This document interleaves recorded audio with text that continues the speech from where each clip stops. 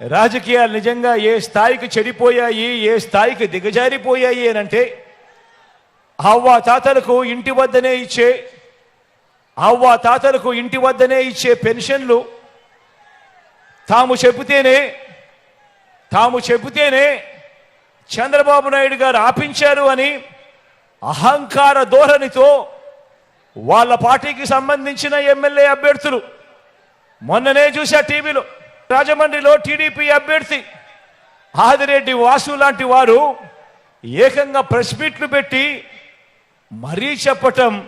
మీరంతా కూడా చూశారు. వీళ్ళ అహంకార ధోరణిని ఏ రకంగా వాళ్ళంతా కూడా సిగ్గు లేకుండా చెప్పుకుంటా ఉన్నారో మీరంతా కూడా గమనించారు. ఇంతటి దుర్మార్గం చేసినందువల్ల ఇప్పటికే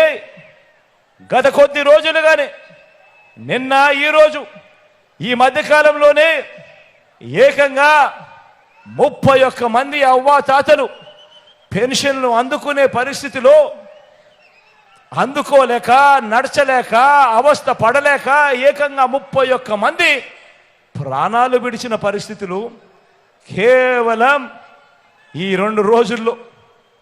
31 మందిని చంపిన ఈ చంద్రబాబు నాయుడు గారిని హంతకుడు అందామా, లేకపోతే అంతకన్నా దారుణమైన పదమేదైనా ఉంది అంటే అదందామా అని చెప్పి ఆలోచన చేయమని కోరుతా ఉన్నా.